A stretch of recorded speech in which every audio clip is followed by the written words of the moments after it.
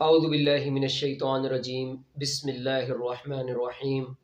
سورہ بقرہ سورہ نمبر 2 کی آیت نمبر 126 آج ہم سٹارٹ کرنے جا رہے ہیں، جس کے اندر اللہ رب العالمین نے فرمایا وَإِذْ قَالَ إِبْرَاهِيمُ، اور جب کہا ابراہیم علیہ السلام نے، رب اجعل، اے ہمارے پالنے والے بنا، ھذا بلدن، اس علاقے اس ملک کو، آمنا امن والا، ورزق اہلہ من الثمرات، اور رزق عطا فرما اس کے رہنے والوں کو، یعنی اس ملک والوں کو پھلوں میں سے، من آمن منہم، اور ان میں سے جو بھی ایمان لائے، باللہ والیوم الآخر، اللہ پر اور آخرت کے دن پر، کہ ان کو پھل بھی عطا کرنا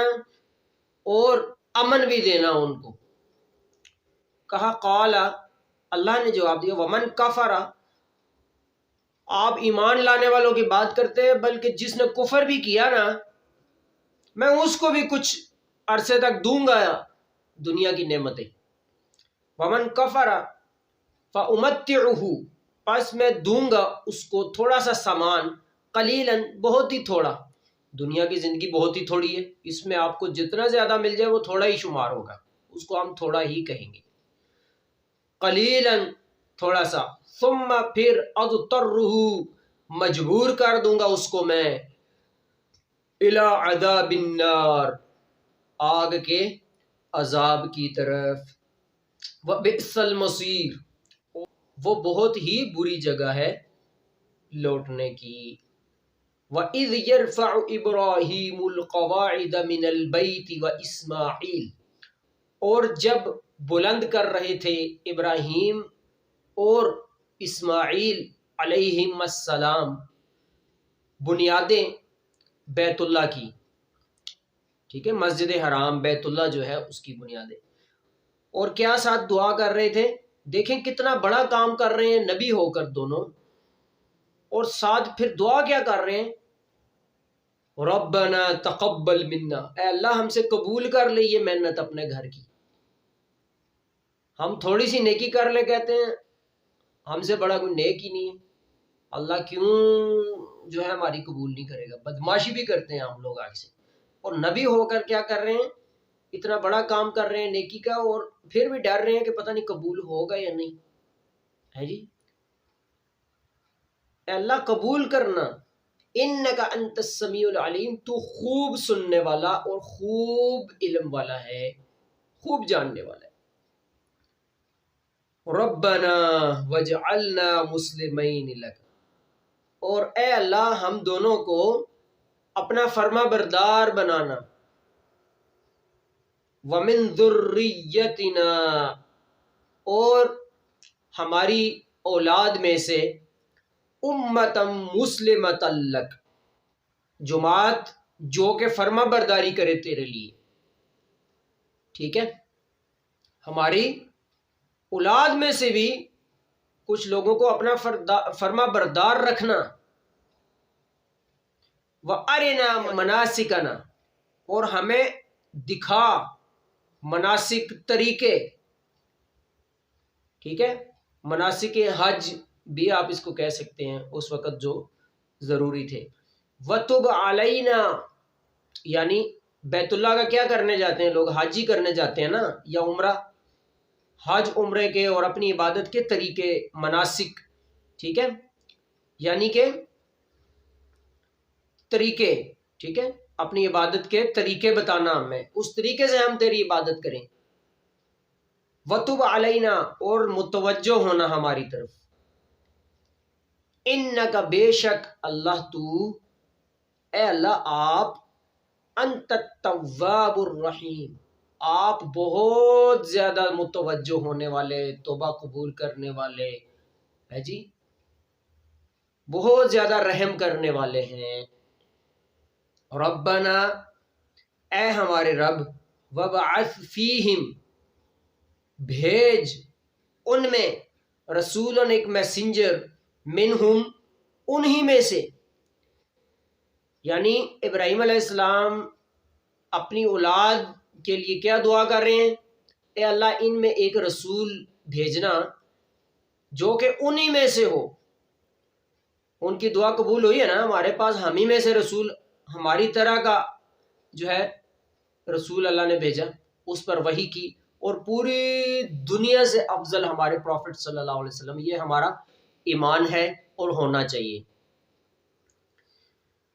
ان میں سے رسول بھیج، یتلو جو کہ پڑھے، علیہم ان پر، آیات کا آپ کی آیتیں، ٹھیک ہے۔ پروفٹ صلی اللہ علیہ وسلم ہمارے نبی ابراہیم علیہ السلام کی دعا کا نتیجہ ہیں، انہوں نے دعا کی اور اللہ نے ان کی دعا قبول کر کے ہماری طرف کن کو بھیجا؟ محمد الرسول اللہ صلی اللہ علیہ وسلم کو۔ کیا کہا ساتھ؟ وہ رسول کیا کرے گا آگے؟ یتلو علیہم آیاتکا، وہ ان کو سنائے، ان کو عمل کروائے آپ کی آیتوں پر، ٹھیک ہے۔ تلاوت کا ایک معنی پیچھے چلنا بھی ہوتا ہے، ایک معنی ہوتا ہے ورڈز ادا کرنا منہ سے، ایک ہوتا ہے پیچھے چلنا۔ پروفٹ صلی اللہ علیہ وسلم نے ہمارے لیے کیا چھوڑ کے گئے؟ اس میں ایسی چیز ہے کہ آپ پڑھیں گے، اس کی نالج اگر آپ کے پاس آ گیا نا تو آپ مجبور ہو جائیں گے، آپ کا دل اندر سے کرے گا کہ میں پریکٹیکل بھی عمل کروں اس پہ۔ ثابت ہوا اللہ نے ابراہیم علیہ السلام کی دعا قبول کر کے ہمارے پاس پروفٹ محمد صلی اللہ علیہ وسلم کو بھیجا، جو کہ ہمارے لیے جو ہے ایک خوشخبری اور ڈر سنانے والے بنا کر بھیجے گئے، ٹھیک ہے۔ اور وہ ہمارے لیے کیا کرتے ہیں؟ یتلو علیہم آیات، آیتیں تلاوت کر کے سنائیں، اور وہ لکھ کر ٹھیک ہے ہم تک پہنچ گئی نا ابھی وہ، اور ان کا پریکٹیکل جو انہوں نے کیا زندگی میں وہ بھی ہمارے تک پہنچ گیا۔ قرآن کا اس ذکر نصیحت جو لاسٹ میسنجر محمد صلی اللہ علیہ وسلم پر اتری ہے، اس کا ذمہ، حفاظت کا ذمہ اللہ رب العالمین نے خود لیا۔ آخری سپاروں کے اندر اللہ فرماتے ہیں نا، اِنَّا نَحْنُ نَزَّلْنَا الذِّكْرَ وَإِنَّا لَهُ لَحَافِظُونَ، ہم ہی اس نصیحت کو نازل کرنے والے ہیں اور اس کی حفاظت بھی ہم ہی کریں گے۔ آج سے پہلے جتنی کتابیں آئیں، کسی آسمانی کتاب کی حفاظت کا ذمہ اللہ نے نہیں لیا، اسی لیے اس میں ان میں مکسنگ ہو گئی ہے۔ واحد قرآن مجید کتاب ہے، انگلینڈ میں وہی کتاب قرآن، پاکستان میں وہی، یو کے میں جی، دبئی میں، یو ایس اے، جہاں بھی چلے جائیں قرآن یہی ملے گا آپ کو۔ تھوڑا سا کوئی امام صاحب بھی غلطی کرتے ہیں، فوراً چھوٹا سا 5 سال کا بچہ پیچھے سے بولتا ہے امام صاحب ایسے نہیں ایسے، یہ ہے جی، چھوٹے چھوٹے بچے قرآن کو پورا حفظ کر کے کھڑے ہوتے ہیں پیچھے۔ کیا ہے یہ؟ قرآن کا معجزہ ہے، حفاظت اللہ نے کروائی ہے اس کی، ٹھیک ہے۔ جو کہ قرآن کی بے ادبی کرتا ہے اس کو اللہ دنیا میں نشان عبرت بناتا ہے، اور بنایا ہے۔ آپ نیٹ پہ سرچ کر کے دیکھ سکتے ہیں، انٹرنیٹ پہ، کہ کئی لوگوں نے قرآن، حدیث، اسلام کی بے ادبی کی، اللہ نے ان کی شکلیں ہی بگاڑ دیں، کچھ کو دنیا میں عذاب دیا، کچھ کا پینڈنگ پہ پڑا ہوا ہے عذاب آخرت میں، ان کا بہت سخت ہونا ہے عذاب آخرت میں، ٹھیک ہے۔ کچھ کو اللہ نے نشان عبرت بنایا دنیا کے لیے، ٹھیک ہے۔ ایک جگہ لکھا ہوا تھا صحابہ کے بارے میں، وہ معزز تھے زمانے میں مسلمان ہو کر، ہم خوار ہوئے تارک قرآن ہو کر، یعنی صحابہ پروفٹ محمد صلی اللہ علیہ وسلم کے اسٹوڈنٹس جو تھے وہ قرآن پر عمل کرنے کی وجہ سے نا بلند تھے، رسپیکٹیبل تھے، اور ہم کیوں ذلیل و خوار ہو رہے ہیں؟ اس لیے کہ ہم قرآن کو چھوڑ بیٹھے ہیں، اس کی نہ ہمارے پاس اس کو پڑھنے کا ٹائم ہے، نہ سمجھنے کا ٹائم ہے، پریکٹیکل تو بہت دور جا کر پھر کرنا ہوتا ہے نا، نہ سننے کا ٹائم ہے، ٹھیک ہے۔ تو اللہ سے دعا ہے اللہ ہمیں اپنے قرآن پر عمل کرنے کی توفیق عطا فرمائے، اور یہ دنیا کی زندگی تھوڑی سی زندگی ہے، اس میں جو خوشیوں میں زندگی گزار رہے ہیں وہ عارضی ہے، جو غمیوں اور ٹینشنوں میں گزار رہے ہیں وہ بھی عارضی ہے، اس کی، کیونکہ یہ دنیا عارضی ہے، اس لیے اس کے خوشیاں اور غم دونوں عارضی ہیں۔ یہاں پر جو جتنا بھی خوش ہو اس کی خوشی زیادہ سے زیادہ اس کی موت تک جائے گی، یہاں پر جتنا مرضی کوئی جو ہے نا بدماشی، عیاشی، اللہ کی نافرمانی کر کے خوشیاں وہ حاصل کر بھی لینا، اس کو حقیقی خوشی نہیں ملے گی، ٹھیک ہے۔ دل سے وہ بے چین ہی رہے گا، حرام کھانے والا کبھی سکون سے زندگی نہیں گزار سکتا، اور اس کی عیاشی خوشی مل بھی جائے تو کب تک جائے گی اس کے ساتھ؟ موت تک. ڈیتھ ہوئی فوراً اس کی گرفتاری وارنٹ شروع، ٹھیک ہے، حساب کتاب شروع. ادھر پھر دے گا جن کے لیے حرام حلال کماتا رہا، موج کریں گے پیچھے وارث، اور لترول ہوگی کس کی؟ اس کی. اور جو ٹینشنوں میں زندگی گزار رہا ہے، اسلام پر عمل کر رہا ہے لیکن اس کو لوگ تانے دیتے ہیں، ہاں جی، بڑے جو ہے نا عجیب و غریب قسم کے اپنے پرائے سب دشمن بن جاتے ہیں. اس کی یہ ٹینشنیں زیادہ سے زیادہ کب تک؟ موت تک ہی جائیں گی. ہاں جی، کیونکہ یہ زندگی ہے عارضی ہے، اس کی ٹینشن بھی عارضی. آخرت میں اس کا ہمیشہ کے لیے اللہ کے فضل سے اللہ راضی، جنت اس کا مقدر، اور عذاب سے اللہ اس کو بچا لے گا. دنیا میں جتنی مرضی اس کو ٹینشن مل جائے، جتنی اس کی مقدر میں اس سے زیادہ تو اس کو ٹینشن کو دے ہی نہیں سکتا. اور جو گناہ گاری کے اندر زندگی گزارتا ہے اس کو اتنی خوشی مل سکتی ہے جتنی اس کے نصیب میں. حقیقی خوشی، حقیقی ٹینشن مرنے کے بعد جو لائف ٹائم زندگی شروع ہونے والی ہے، لائف ٹائم، اس کے لیے ہمیں کوشش کرنی چاہیے.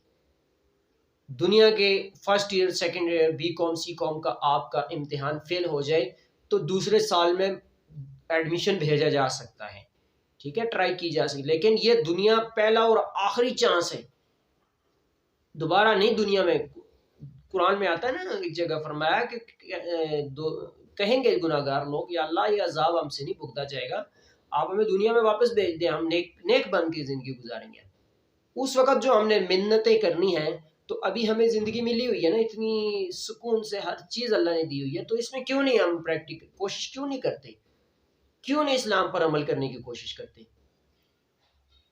ہونے دے ناراض اپنے پرائے رشتہ دار، جو بھی ہوتا ہے قرآن و حدیث کو سب سے اوپر رکھیں، اللہ بھی آپ کو سب سے بلند کرے گا، دنیا میں بھی آخرت میں بھی. اللہ سے دعا ہے اللہ سب سے پہلے کہنے والے کو، ہم سب سننے والوں کو عمل کرنے کی توفیق عطا فرمائے. وآخر دعوانا ان الحمد للہ رب العالمین.